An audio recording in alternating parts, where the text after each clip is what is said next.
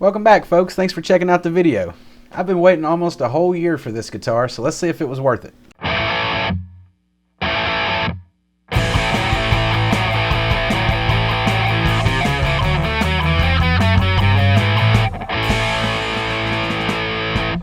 So what did I wait almost a year for? Candy from Sweetwater, of course. Got a Fireball, heck yeah. Peppermint, who wants peppermint? Now really what I have in this box is an Epiphone Casino Worn.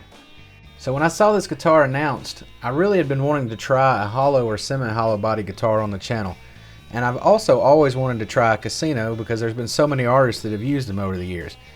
I really like the finish on this, I like the color options, and so I decided that I was going to go ahead and pull the trigger on this. And then of course, you know, pandemic happens and supply chains get messed up, and here we are a year later. I do want to mention this was probably the best packed guitar I've ever gotten. It was double boxed and there was a lot of extra padding around the wedge box. So the box itself was actually pretty heavy when I brought it in.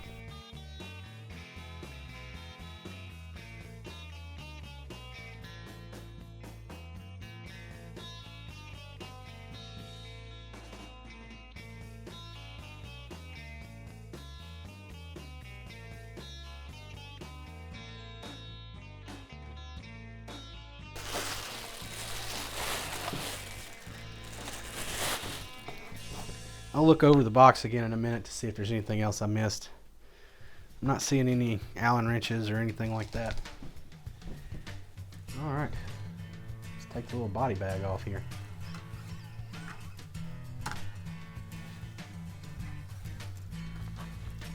Ooh, the neck's got an interesting feel to it.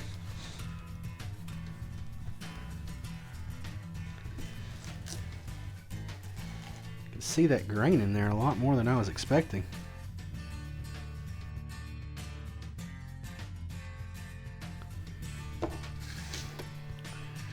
Alright, looks like Alex T inspected this one. Take that little thing off. Some dirt on there, but check it out. It's really light. I thought it was going to be heavier than this based on how heavy that box was, but it's a very light guitar. I'm really impressed with that grain.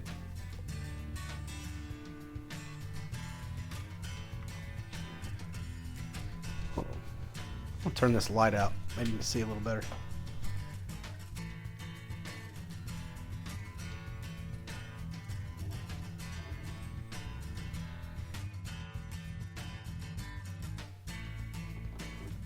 I don't know if you'll be able to see that or not.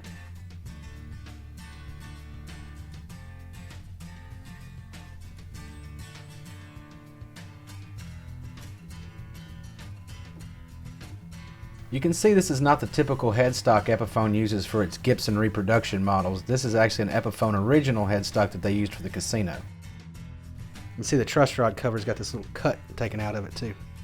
And it's got the Epiphone emblem on it, as well as on the pickguard.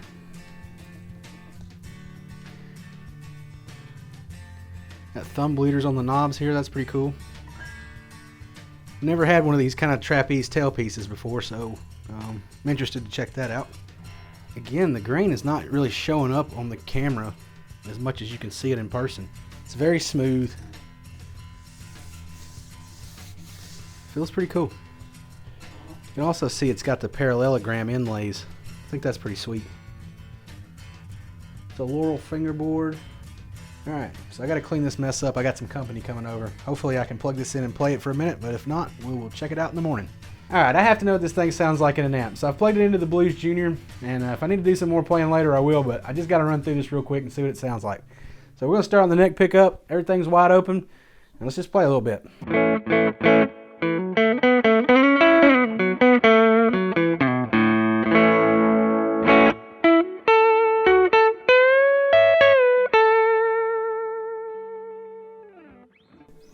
Hey, that sounds pretty good. Alright, let's check out the middle.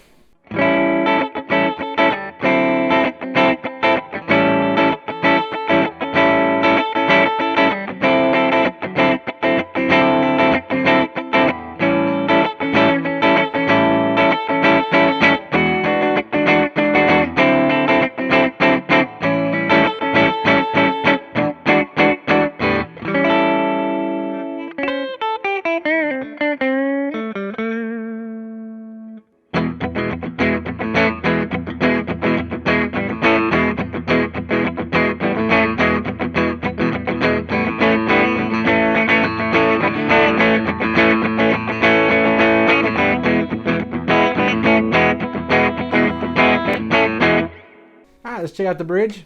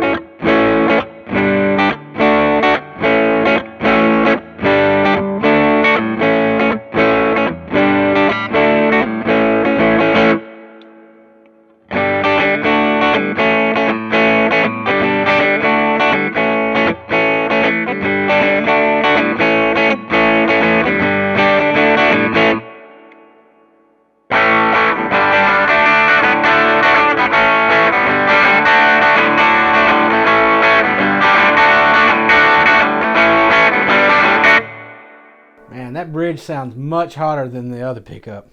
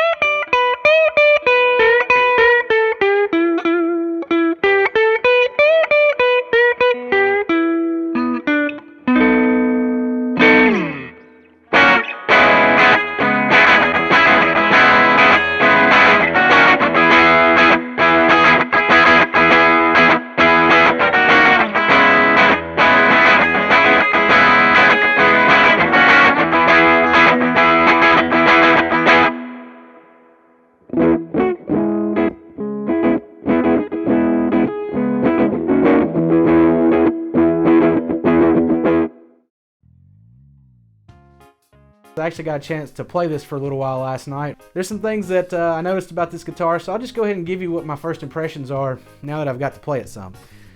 So first I'll say that the guitar is really light. It's very lightweight, it's very comfortable. I like that a lot. I also like the finish, and I like that you can see the grain, and I know that's really hard to see on camera.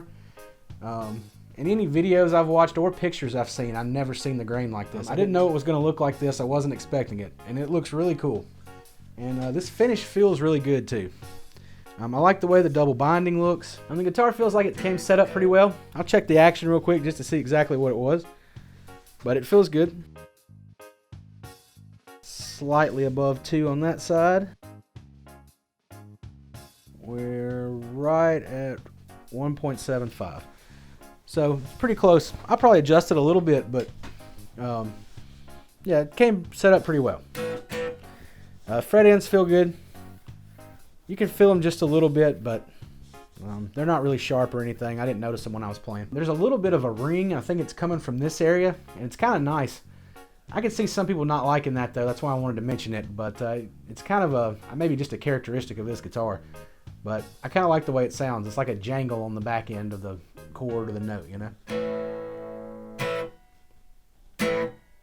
I don't know. I kind of like that. I haven't really had any issues with the tuners yet. I'll let you know more in the review. I don't feel like they're the best tuners, but I can't quite put my finger on that yet. I think this headstock looks pretty cool. It's definitely unique compared to other Epiphones, you know, so that's interesting. I think these pickups sound pretty good. I'm definitely interested to try them a little more and experiment with them some to see, you know, maybe what their limits are. But so far I like them. So one thing I want to mention is in the time that I've played it, which is just a few hours at this point, I didn't have any feedback issues. And I know that's something that a lot of people talk about with these particular guitars, or just hollow body guitars in general. Like I said, I want to push that a little more and experiment some more, but I haven't had any problems with it so far. So I thought that was pretty good.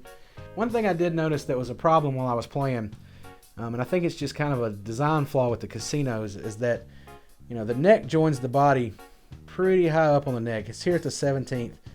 And so pretty much everything after the 17th fret is useless. You can't really get to it at all. That's kind of limiting.